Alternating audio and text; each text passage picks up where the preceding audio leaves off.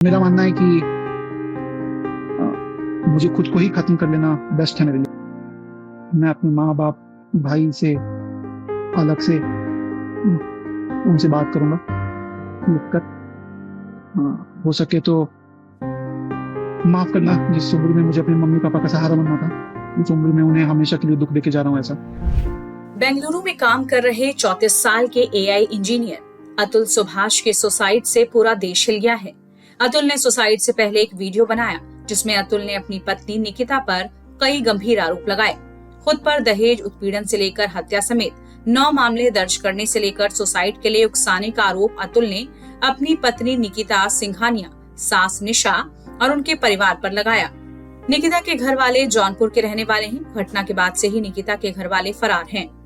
वहीं इस मामले की जांच के लिए सब इंस्पेक्टर रंजीत कुमार के नेतृत्व में बेंगलुरु पुलिस की एक टीम गुरुवार को जौनपुर पहुंची। जौनपुर में सुबह पुलिस की टीम निकिता के घर पहुंची और पुलिस ने निकिता के घर पर नोटिस चिपकाया। अतुल सुभाष के ससुराल वाले बुधवार देर रात से ही घर में ताला लगाकर वहां से निकलते दिखाई पड़े। निकिता सिंघानिया की मां निशा सिंघानिया और निकिता के भाई का एक वीडियो भी सामने आया जिसमें वो भागते दिख रहे हैं। इस बीच सवाल है कि फिलहाल निकिता का परिवार कहां फरार है। एक जानकारी के मुताबिक देर रात घर से बाइक से निकलने के बाद निकिता की मां और भाई एक निजी होटल में कुछ देर रुके थे। एक होटल मैनेजर ने निकिता को मां और उसके भाई को लेकर कई बड़े खुलासे किए हैं। रात में लगभग 11:15 बजे के आसपास मैम आई, एक भैया थे, कौन थे जान पहचान नहीं थी, आई हैं, कुछ कहना चाह रही थी, कुछ बात करना, हमने उनसे पूछा। उसके बाद वो बैठी 2 मिनट के लिए, वो बड़ा घबराई थी। उसके बाद वो फिर रिटर्न चली गई। तो कुछ कह रही थी आपसे, घबराई हुई थी कुछ या? नहीं कुछ हमसे कुछ उन्होंने कुछ नहीं कहा। पानी नहीं मांगी? हाँ पानी मांगी, हमने पानी पिलाया उनको 1 गिलास। कितने लोग थे?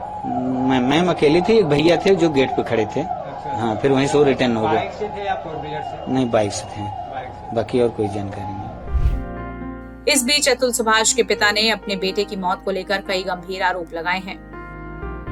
ये पूरा जो मामला है तो 2021 से चालू हुआ है।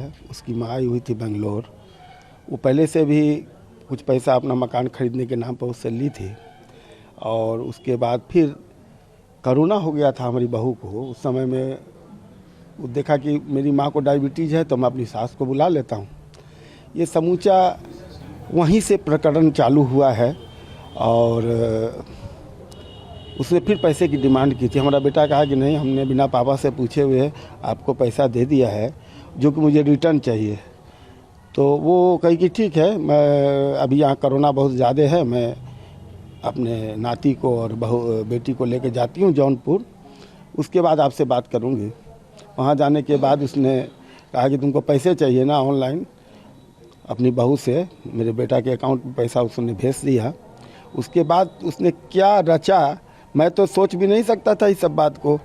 मैं तो सोचा भाई कोरोना के समय में गई है फिर आ जाएगी, कोई गुस्सा वाली बात तो है नहीं खास।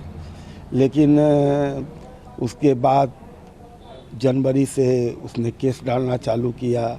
मेरा बेटा कहा कि पापा ये तो केस डाल दी है, अब तो आएगी नहीं है।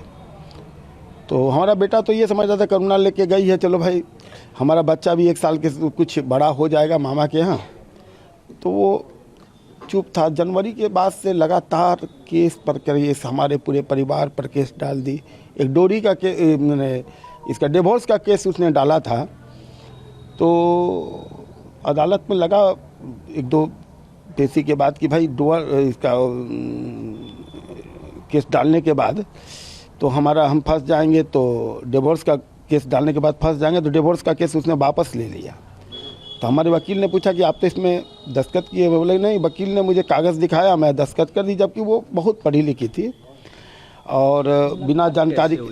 ये शादी.com के कारण दोनों की जान पहचान हुई और हम भी चाहते थे कि दोनों की ठीक है, दोनों आदमी एक दूसरे को जान पहचान लो और शादी कर लो, मुझे कोई आपत्ति नहीं थी। और HHI में शादी हम बनारस में किए थे और उसमें जो भी पैसा मेरा खर्चा हुआ था, हम लोग क्या अपना यहाँ से जो बाराती गए थे तो उसमें हमने खुद पेमेंट किया है, जो कि ऑनलाइन किया है।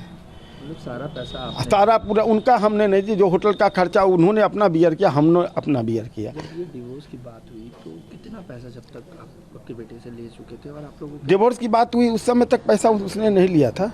उसके बाद से सिलसिला चालू हुआ। मीडिएशन में जब गई हूँ तो 20,000 से चालू हुआ और बाद में वो 40,000 पर आया। 40 से फिर कहा गया जज के द्वारा कि जज साहबिना ने कहा कि जो यदि तुम चाहते हो कि ये सेटलमेंट हो जाए तो तुम 5 लाख रुपया दो, मैं इसको सेटलमेंट करवा दूंगी।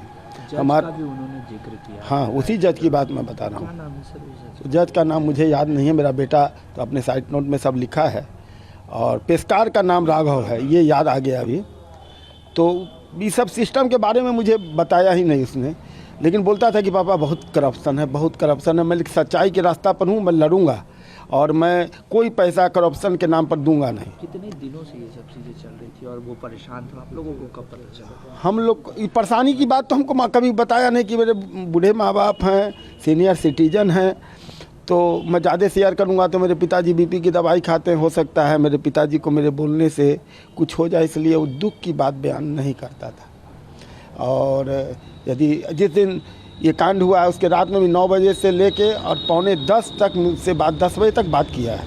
और मुझे देख के आपको भी लगता होगा ना, जो उसने साइड नोट बनाया है, फ़ोटो मैं भी देखा हूँ उसका वीडियो, उसमें आपको देख के लगता है कि कोई आदमी इस तरह के एकदम अच्छे से वीडियो बना के वो इतने दिन में ऐसा कर लेगा, इतनी कठोर कदम उठा लेगा। लेकिन वो भीतर से टूट चुका था, किसी को बोलता नहीं था। उसने तो राष्ट्रपति से भी गुहार किया, अमेरिका के प्रधानमंत्री नरेंद्र मोदी जी से भी गुहार किया। मैं भी गुहार करता हूँ अपने नीतीश कुमार जी से भी, जो बिहार के रहने, हम भी बिहार के हैं। और यदि उनको हम लोग का दुख लगता होगा कि सही है तो मदद करना चाहिए उनकी इस कानून व्यवस्था पर। हमारे पूरे परिवार पर 498 का केस आज भी था जो जौनपुर में, जिसमें हमारे सीनियर वकील है विजय कुमार श्रीवास्तव और अवधेश तिवारी जी और एक तो आपको सुशील यादव जी, ये सब सुशील राय जी, ये सब हमारे वकील हैं सीनियर।